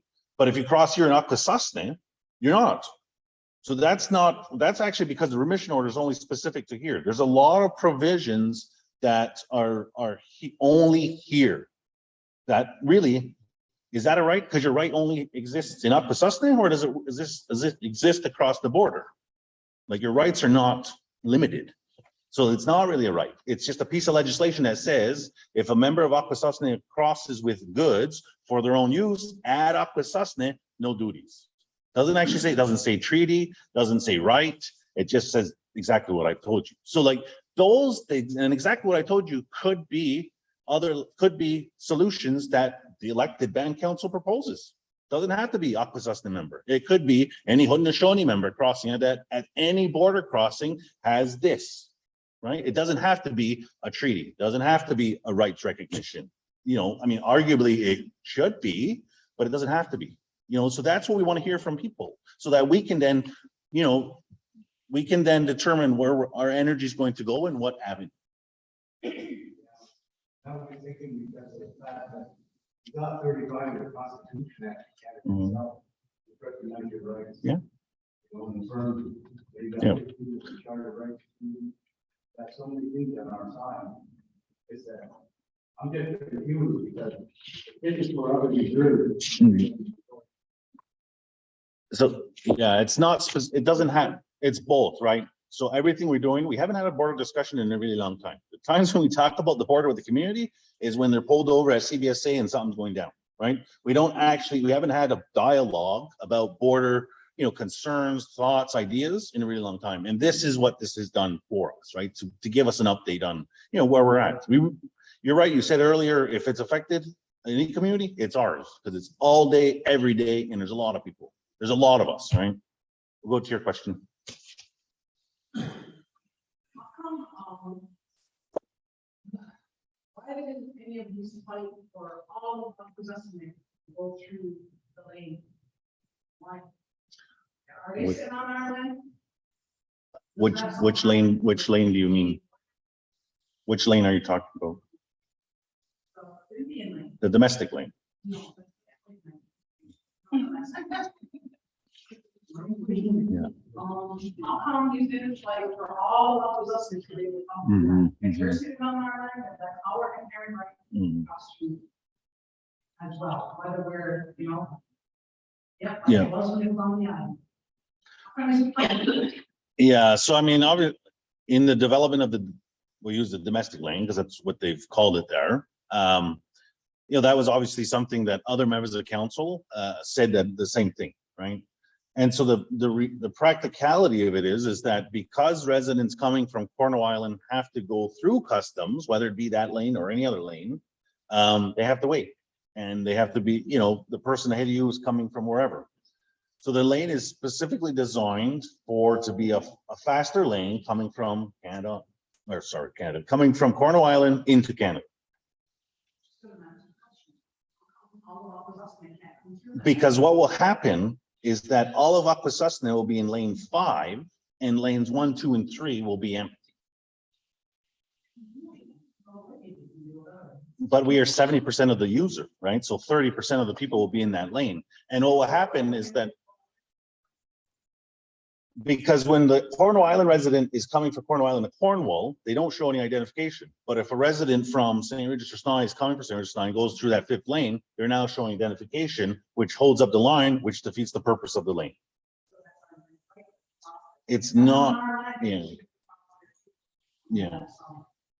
It's definitely something that we've gone back and forth with. The practicality though would be, it won't work. It won't technically work because the people, all of Akwesasne will be using that lane and they'll be backed up and the purpose of the lane is to be faster from Cornwall Island to Cornwall. Yes, I 100% agree on that one. Yes, the toll booth is really, shouldn't be there. And if it has to be there, it's definitely in the wrong place. Yeah. So, are there any other questions on this? Yes, Philip.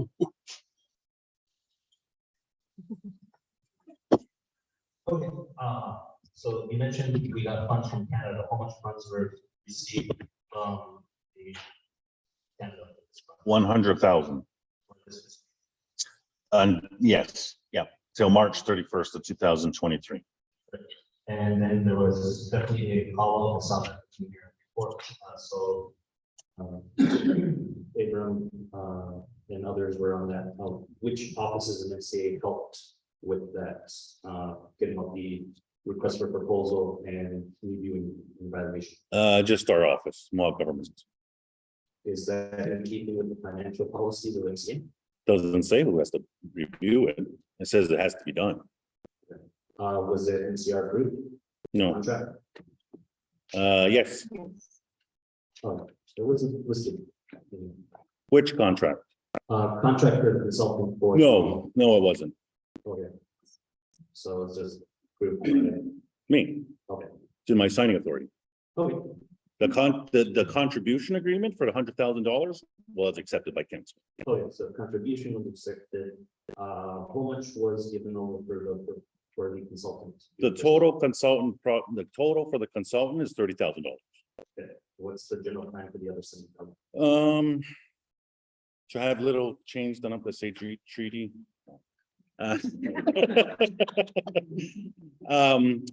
To do other engagements with other communities, to have a legal analysis done, to do education, the sessions, host the sessions. So that's what the proposal essentially said. Yeah. And is that utilizing MCA resources? Department of Justice, nation building? No, but how would we use them? For their input? They could have a temporary worker working on those files in those particular offices to assist in the consultation. Yeah. Instead of hiring a justice. That's definitely something we can look at going forward. Yes, there could be an allocation from the 100,000 to support a position not temporarily, but we do allocations, it's called. But yes. My concern is that generally that has happened in a couple of years, means support is hired for consultants than is for MCA employees and resources. Hence why it might be hard to retain MCA employees. Yeah. Because most are really quick, set up shop with a consultant and get hired in. Yep. So the proposal, the call for proposals from Canada was sent to every person, that's in management of the MCA on the website. So managers and directors who are out looking for resources would have had the same opportunity to apply, and nobody did. My office did. We submitted, we wrote it ourselves, we submitted it and it was approved. And, I mean, the end of the day, it's really about having these dialogue sessions, not about this, big grandiose report, because I can assure you, a lot of everything we're having, the talks with the community is not going into the report, because that's what's more valuable to us, is that these conversations about what people believe in, our rights should be around the border. The report will meet the obligations, but, I think it's everything else that we're going to do around these dialogues that's the valuable part. So will the offices be involved with this? Potentially. I wouldn't. No, we've had this conversation at one of the engagement sessions, right? I mean, if people want to chastise me for taking initiative to find some money to do a project, by all means. But MCA, any person in the MCA can apply and did not. Right. And the other challenge too, though, is that every department is looking for people too, right? So while they're looking for money to function, we're also looking for money, for people to work for us. And I can tell you that our departments, that every department in the MCA is tapped for people. So is it fair for me to go tap on a department's shoulder that's already, running at, less than capacity because they have no people? That's in every department. And so it's a consideration.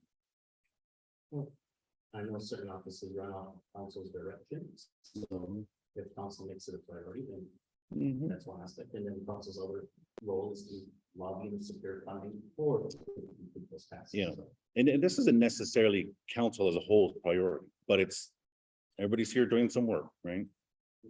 Because we don't need 12 people chasing one ball.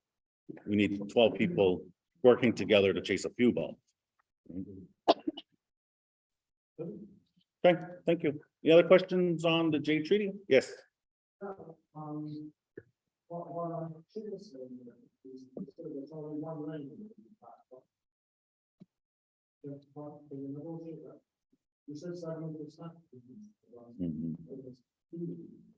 Mhm. Yeah, so one of the. Yeah. One of the biggest barriers in that is identification, right? I mean, if we don't have, the family of 5 with machine readable cards, like status cards that can go through the reader, it slows it down. Right. And so that's the biggest challenge, because let's face it, the biggest inconvenience to our people, or at least, I'm going to talk as a Kawehno Island resident, is the wait times. And the wait times are happening because you have a family full of people with, 5 pieces of identification, the officer going like this, or sometimes he's just going like this, right? So that slows down. And what happens is, the mom that has rambunctious kids, that's 10 cards back, is waiting for 30 minutes. By the time she gets there, she's pretty upset, and so that's when we have issues with the border officer. So the faster we can get cars through, the less likely we're going to have any problems. So if we have, that's what that design of that domestic lane is to get residents from Kawehno Island, or people coming from Kawehno Island to Cornwall fast. We could definitely try to get our own lane in there, but we're already 70% of the users, right? So arguably they're all our lanes. That's I laugh at that because that drives me insane.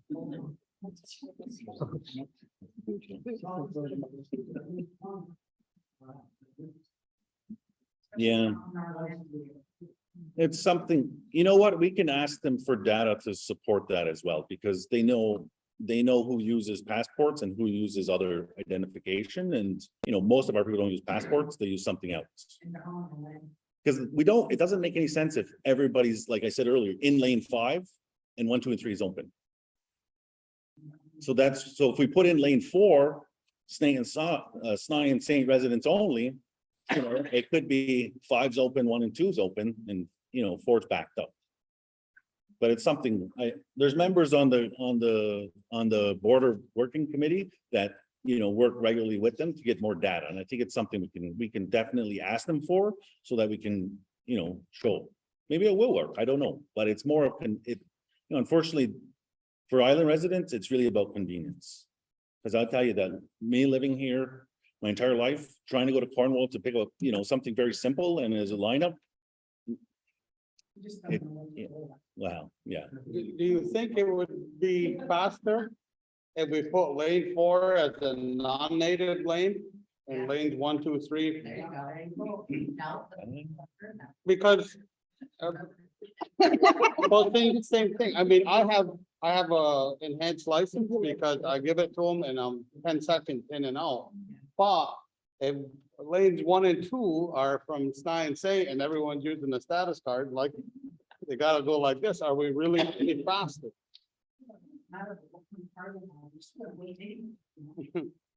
It slows it down though, right? We just want people to get through there faster with less issues, so. Really, and if you look at our customs, if you go to some other customs throughout the United States and Canada, they're 45 an hour and a half wait. Really, we're through in 15 minutes. for our level. Yeah. Yeah, no. Okay, we're gonna move along. We do have the update from the justice portfolios on the legislative priorities. We thought it'd be good that we keep that as an update because there have been some laws that are moving forward with community engagement, community ratification, hopefully. So it's good to keep a pulse on them. We'll go to who's gonna speak to that. Go ahead, Cindy. Start the, do you want me to go? No, you can send it. I could sit here. Okay, so I sit on the justice portfolio along with Chief Julie, Chief Sarah, Chief Jackie, and part of our ongoing development, the legislative development process. The Oversight Committee on Legislative Development and Working Task Groups have been actively working on the following laws for the community of Akwesasne. So you may be aware that, excuse me, early last year, there was a call out to the community members to ask what types of laws that you want to see come forward. So this is an update on what we've been working on. The cannabis law, many of you may have received this hopefully in your mailbox, and we had development of the law, we had a legal review, we had a line-by-line review with council, we had a two line-by-line reviews were completed. That was phase one. Phase two was acceptance in principle of the Akwesasne law that has begun with council accepting in principle the draft Akwesasne cannabis law by resolution 2022-23 number 159 dated September 19, 2022. The law is being printed. So that's what you found in your mailboxes. Phase three was community consultation. Dates have been completed. October 24th, we had a session here at Kawehno Recreation Center. October 25th, we did Ganadigo Recreation Center. And October 26th, we did just Snaihne Homemaker Center. Phase three will continue. Potential changes from consultation sessions. Legal review of potential revisions. That's including all comments that may have been received by community. Council review of potential revisions. Draft law revised and all reviews completed. That's a cannabis law. The Child's Rights and Responsibility Law, the Working Task Group was identified by MCR number 2022-2023, number 078, dated June 27, 2022. They have begun their work effectively July 14, 2022. There have been many community input sessions in 3 districts as well as elder sessions.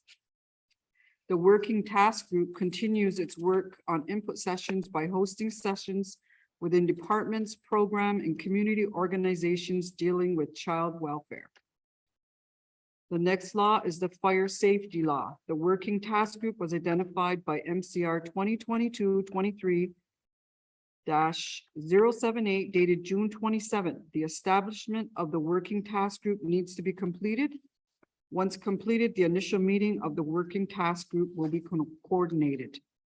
I'll hand it over to Chief Julie to continue. So the emergency management law, phase one was completed. It was law development of the legal review, and it was completed, and a line-by-line review with council was also completed. Phase two, the acceptance in principle of the Akwesasne law has begun with council accepting in principle the draft emergency management law by resolution 2022/2023 number 173 dated October 3rd, 2022, and the law is now being printed, and that'll be the next law that you'll find in your mailbox. And then we'll go into phase three, which is the dates will be coordinated where we do a line-by-line in each district. Amendments to the election law, that is at phase one. The law, or phase one of the development of the law, the legal review has been completed. The Working Task Group is now reviewing the legal review comments. And next thing we'll be doing the line-by-line review with council, and then on to phase two, acceptance in principle, and then that will go to the three readings. Amendments to the residency law. The Working Task Group was identified by SCR number 2022/2023 number 078 dated June 27th, 2022, and the seats have now been filled. Phase 1 of the development has begun with the initial meeting of the working task group held on September 28th.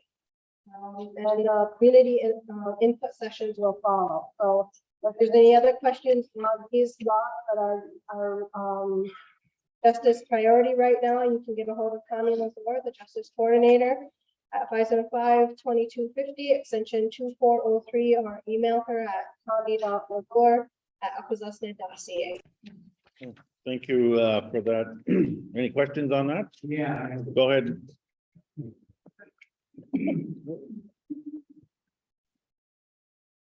I was just wondering, what runs your recognition of the court now? Because every time you make a law, you should have an appeal system. You should be able to appeal it. You should be able to challenge these laws. So if you're charged or anyway, what right now gives you recognition to run the court system now? The justice? And I believe, you probably don't know, but I believe it's 18, 34, 35, and 40 of the United Nations Declaration of the Rights of Indigenous People.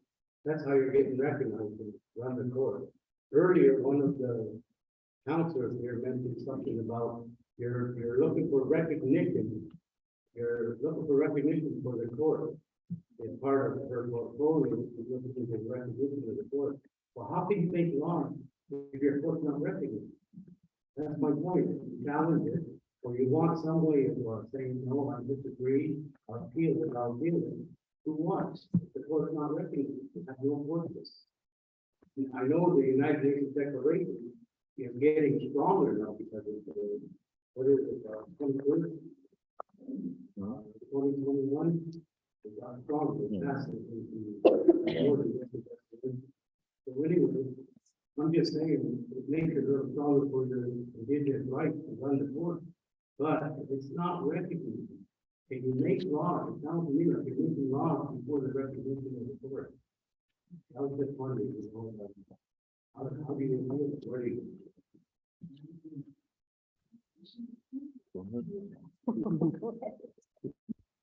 When you look at the recognition of the court, it comes from the people, right? So the reason that we're looking for the provinces to support the court, or to not really support, but to recognize its authority, is so that when we have those things that people aren't paying for, and I'll use, I don't know, what can I use as an example, like a traffic ticket. You know, if it's $50 for you to run a stop sign, and you say, oh, it's only $50, here's 150, I'm gonna run it 4 more times. Well, then, because we don't have anything on the outside that says when you go to get your license, or you go to get your license, or your insurance or whatever renewed, there's nothing that says that you have a ticket with Akwesasne Court, right? So that's why we're looking for that recognition, so that they will take that and say, oh, wait, just like you do now, if you have a ticket in say I have a ticket in Cornwall and I go to renew my license, I have to pay that ticket before I can renew my license. No, I think my question is that you know that 88, section 88 of the Indian Act is for general application. And general application of any kind of bylaws, mostly mention bylaws, not laws. So any challenge or recognition, section 88, is traffic. As long as 88 is not extinguished or aboriginal title or any aboriginal rights, they can use 88 for traffic violations and stuff like that.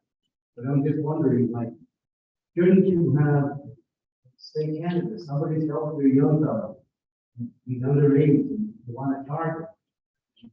No, it's not true. I feel it. If you don't have a recognized word, it's the same thing, excuse me on this, but it's the same thing as the land tribunal. Land tribunal that was put together in 2007 couldn't go forward because it was handed to justice. And justice couldn't look into the reason why the tribunal will not work, because they're not recognized. So it made it hard for the tribunal to go ahead and investigate all the land problems. It had a hard time to move forward because it wasn't recognized. No recognition. So the court has to be stronger, has to be recognized, has to have an appeal system. So it just baffles me if they're looking for recognition court, but yeah, you just introduced probably 20 laws.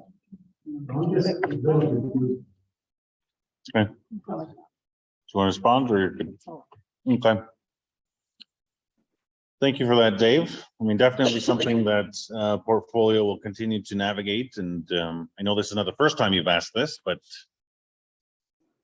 Okay. Well, it has to be done. If you're gonna move forward with system of justice.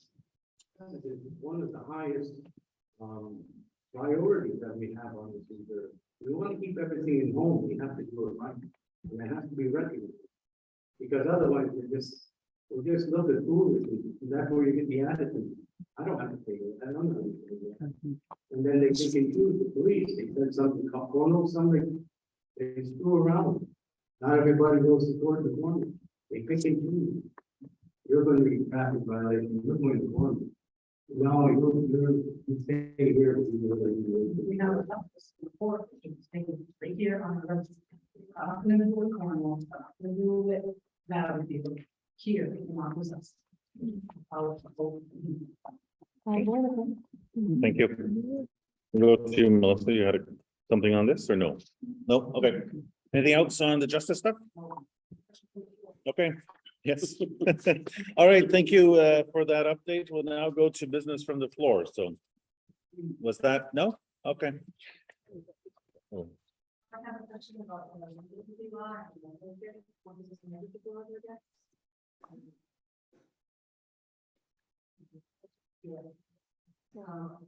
Myself, you know, or many other community workers and having issues, and I'm not sure how the legislative laws work.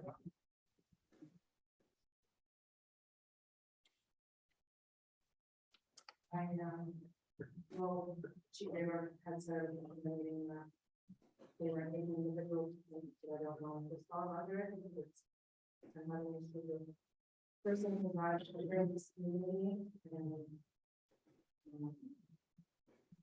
I final paperwork for trying to pay a court fee. And I guess off of what he's saying, if I have to pay a court fee, I have to pay the courts, is it gonna go anywhere and or is it just at a standstill and nothing? That person needs to stay on the reservation and just continue to do. So what, a complaint was filed or a banishment or what? You don't have to don't tell us who, but what was filed? I want to refer to this person that because running drugs who I've been in for a while. Recently, lucky for home breathing. Not my only myself, but a lot of other people have this with this person. And she's not in the picture, she doesn't have a relationship kind of feeling. She's still here. And I know a lot of other people who have the groups still here. And so I'm just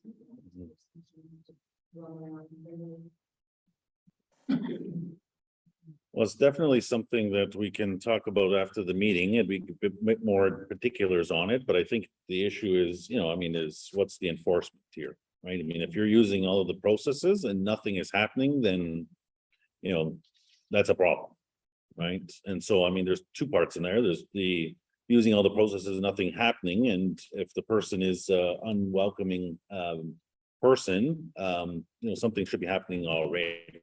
Right. I mean, so you shouldn't have to go through processes for somebody that shouldn't be here, I think is a bit of an issue here too. Okay. Well, definitely one of the members or myself can speak just after the meeting if you'd like, or we can. Yeah, yes. Okay. Yep. Go ahead. Hello. So, softball. Cumberland Strategies, what is that consultancy and what's their general connection with? I saw that was approved. Cumberland Strategies. Do you want me to speak to that? Yeah. Yeah, okay. So the portfolio for nation building and in myself had agreed that we would look to engage the services of a lobbyist to assist in some outstanding issues around the self-government negotiation. So Cumberland Strategies is a firm that's helping us try to get through the outstanding issues in the self-government file. Are they lobbying politicians or what's the general scope of their work? The departments that are relevant to the outstanding issues. And so the outstanding issues is taxation, which would be predominantly under the Department of Finance and at the federal government. And expropriation is one of the issues that is outstanding, which is probably a justice, Crown Relations, perhaps Prime Minister's office. It's a cross-government kind of issue. And then there's, those are the two big principal ones. And these have been outstanding issues for the self-government file for probably 2 to 3 years. Okay. So that was MCA, right? No, because they were in somebody's signing authority Within who's signing for it? within a director or program manager. Okay. It's not significant. Like it's not over $100,000. Contracts over $100,000 require council's approval. So anything under is in somebody's spending.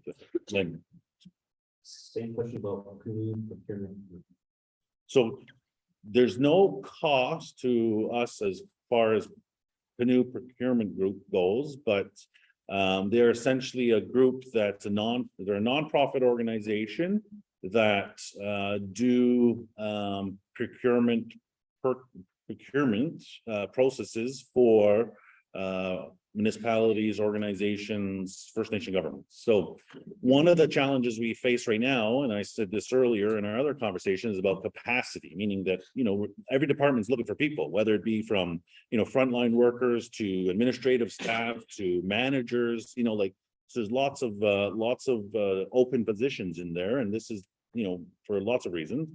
So what happens is that, one of the big reasons why we went with Canoe is that there are some areas of the organization that have some pretty big significant surpluses under DCSS. And in order for us to get community projects out, we are required to do a process of bidding for projects over a certain dollar value. And by using a procurement group, this satisfies some of that. And that's because the procurement group has already done 3 quotes for basically everything they sell. Right. So it's a bit of a short term to try to help us move some of these community projects along, so that we don't not having to do all this well, I can't say normal, but all this other work that really is, slowing us down. That's basically the reason why. And to save some money. I mean, saving money is obviously a good thing too. Yeah, so hopefully there'll be a long-term strategy to have our own procurement office. Yeah, I mean, that conversation is not new. So there has been a procurement officer posting, which I think is vacant right now. So again, it goes back to there's just not enough people doing some of these jobs. Well, yes, but everybody's headhunting. What the problem I'm describing to not having enough people is in First Nation communities, it's in the province, it's everywhere. I'm not sure, it's like COVID hit and so many people are gone. I don't know where they went. It's like when we go to a restaurant and there's not enough workers, or they have signs that be happy they showed up. That's everywhere. That's real. And it's like, where do the people go? I don't know. There's a COVID just highlighted the kind of issues that were. Yes. People who were already leaving. Yeah. Yeah, and also that is so question for MCA as a whole. Now that we've kind of jumped through COVID, generally most of that is kind of gone away aspect wise. Is there an organizational review in the near future to just assess where are the issues, gaps, and what's the status of the workforce? Because that community members trying to support the community, and are they as effective, supported, and feeling part of it, or which I'm seeing in a lot of organizations, not just us, is that the burnout is more than real, where of course they have people asking to do a little bit extra more when the resources not there. Yeah, no, definitely. So the last general meeting, we presented the strategic plan, which will be, we'll present again. One of the elements in the strategic plan is the MCA organization. So that definitely would be part of the work going forward. I mean, there's so many elements that we need to address as an organization, and it is on the top of our list. Yeah, and with efficiencies, there just a review to ensure there's no duplication of services, like the left hand of MCA knows what the right hand is doing, and that now that we're doing community events, they don't necessarily get duplicated, but actually collaborated. Is that a goal? It's always been a goal. That problem unfortunately is not new, but it definitely is part of, I mean, because the other thing is, the other strategy you talked about, that's an element, right? If you got two things happening and they don't know what's happening, it's the same umbrella. It's not always good for morale and, efficiency and, reputation. So yeah, definitely this is part of all of that. So it's gonna be reviewing those old MCR that kind of puts the barriers in HR, or those potentially gonna be rescinded. That's quite an administrative function, but we would expect that part of the efficiencies includes that, yes.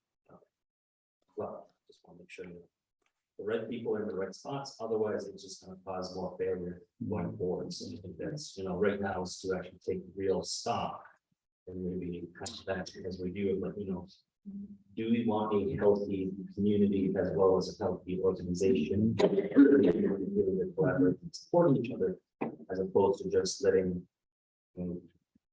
people kind of fail upwards and get into positions that are just problematic for everyone. And might be the reason why there's vacancies predominantly for certain areas. So hopefully you're asking those tough questions and ensuring that support is where support is needed, because we definitely don't want to take on new initiatives not having the right people in place for the long term. Yeah, no, absolutely. Thank you. Those are- Tri-council updates, anything on that front? Because I did see it was noticed about the New York State. Yeah, so we've been, as Edward had mentioned in his roundtable, we've been meeting quite regularly with the Mohawk Nation, the Seskehko tribe on the New York land claim New York land claim file. And it is, we are having a all parties negotiation session on Friday. So hopefully we'll get to the point in the very near future where we'll be able to, tell the community we have an agreement, and we can talk about it in depth, but it's still just, there's lots of fluidity around. Any areas of cooperation beyond New York State? Not currently, no, but definitely, this has always been on our priority list, and hopefully COVID stays as it is now and we can advance that. Because the tri-community between now and Seskehko and Akwesasne elective systems is a good step. But again, next step would be involving traditional aspects, and at least, in terms of here, so that there is dialogue. Yeah, there's an interesting element that's coming out of that, and it's some of the consultation work with the province in relation to the Haudenosaunee Development Institute. So we're actively engaging with other communities in the traditional council on this. Last one. Any status updates for the settlement funds that have been received a few years ago and are most likely sitting in the exorbitant accounts? Has it been moved or is it still stationary? It's so there is the process that Aboriginal Rights and Research Office is doing for the proceeds, which were part of a community engagement process. That is, the work is underway to begin engaging with the community on that. The money itself is with CIBC. It's an investment account there. Yeah. Has it been positive or negative as of late? All of our investments have taken a hit in the last 6 to 8 months because of the world economies. But all of the advisors are certain that we'll start hitting positives again. I remember a former chief saying, just shove it under the bed and pull it out later when we need it. Yeah, so I don't know, might be a better option. So yeah, that just means potentially where there are shortfalls, and if this organization review is done correctly, you can target, okay, where could some of that funding help? Because ideally, we know that capital projects Canada doesn't like to fund because they don't like to be responsible for the management going in afterwards. So in theory, if we had our own capacity and supporting programs that are underfunded and ensuring that people are properly compensated, because hey, for you, we're not the average job market. We need to basically chip in and actually pay a little bit. Yeah. In theory, by the phone, rather than always going to be outside. Yeah, thank you. So there's a question online says, why isn't the elevator at the arena or the handicap doors working? It's also, will you consider bringing back the arena board consistent of community members or the arena manager as a full-time or part-time? So it's a shame our beautiful arena it's a shame our beautiful arena or they're in need, but nothing is happening there. Our hockey team should be playing out of the arena and not the Cornwall or Messina. The concession stand should be open for the community people who are utilizing the skate park. There were kids trying to get things from the soda machine and they had no change. Someone should be there to get the change machine up and working, or the concession stand. My concern is there is a big event coming up and the elevator is not working. How are the handicap and the elders going to get to the second floor? So is there somebody that could just make a brief comment on that, or at least commit to follow up on the elevator? Yes. Yeah. Okay, so we will definitely find out what's going on with the elevator. Kind of goes to our earlier conversations about what's working and what's not and why not. And so the comments around the concession stand and that we definitely will relate to the appropriate people finding out why these sort of amenities are not open or functioning for the community. Thank you for that. Yes, we'll go over here. I was just wondering, is there any word of our Akwesasne powwow for next year? Or is it's just gonna be forgotten? Yeah, definitely. This is, we received a briefing on Monday from the Ganadigo district meeting about the powwow itself. It was brought forward at the district meeting there. It is something that we will be actively trying to get more information on whether or not it's happening. There has been lots of back and forth on this over the last little while, and I can tell you that council is committed to the Akwesasne National Powwow. It's really, there have been some disagreements around the administrative elements of this, but we definitely want to see the powwow continue every year. Yes. I do love being there. We look forward every year for Akwesasne powwow, and I know there's some people like on the island that's interested in joining the committee to help it, to come again on 2023. So, we can put that powwow out there to form a new committee and see, where we can start. Yeah. No, this is definitely something that we want to make sure that's happening. All right, Yeah. and now. Yes. I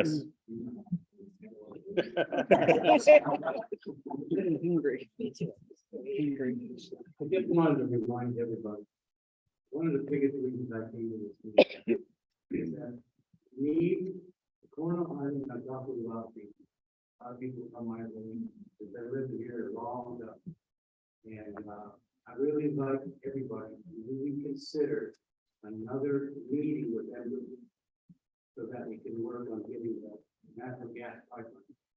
A lot of people want it. I'm sick of that carbon tax, I'm sick of Q3, I'm sick of paying for all that propane. Those games gone on.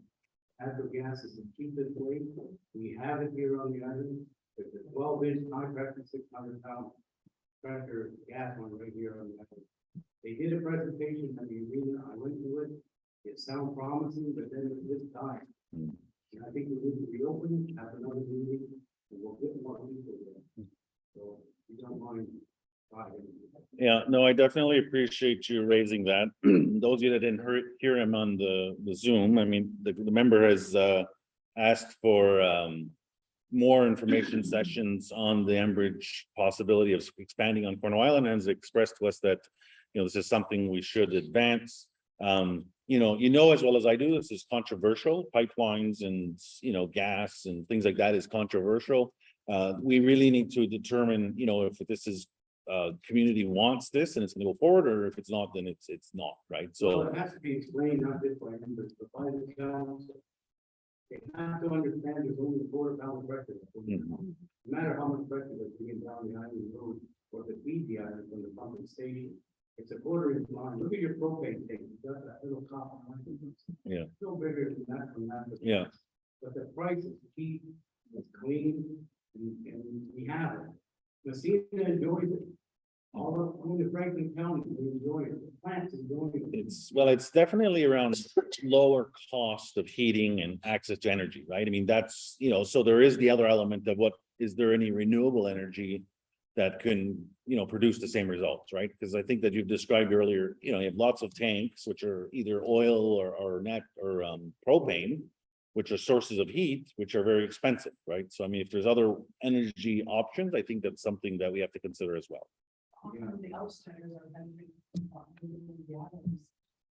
Well, we do receive an annual payment for the pipeline being there, right? I mean, it's just not, the benefit is not to the home.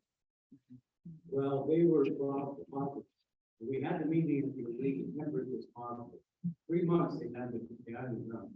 Because all the rights of the water line, people that wanted the water. Now you had a couple of people that says, oh, they're afraid of natural gas to blow up. And some of the people protesting were standing on the line. You don't want gas. You brought the money. They don't understand. Yeah. But if you don't mind, maybe you can work on another. Yeah. Okay, thank you. Go ahead, Jackie. I just wanted to say, I know you're expressing interest in it. You've talked to a lot of people, but it's gonna take a lot more, there are a lot of people that live on the island. And the other thing is, it's kind of a big decision to make. So we don't decide that. And then with anything like this, I would look at the pros and cons myself. That's me, but I know you're hearing maybe what you want to hear from Enbridge, but there are other things like heat pumps and solar and all this kind of stuff that can save you a lot of money too. I'm just saying. I'm gonna have 11. Okay. Not just me, there's other people with businesses and their houses, and it costs us a lot of money. And if we can find a cheaper way to, Enbridge was on board. They said it wouldn't take long. They'll get your new line, internet. I think take long. And Enbridge said 3 months, they have the station, and they have to. But you need people to agree, and it's just like I said, people need to weigh the pros and cons for it before you make a decision. What's that?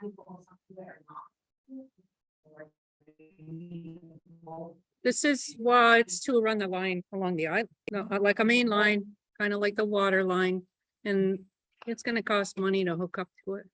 If you're not that close to the road, I am, but I worry about people that aren't. 16. 50 years.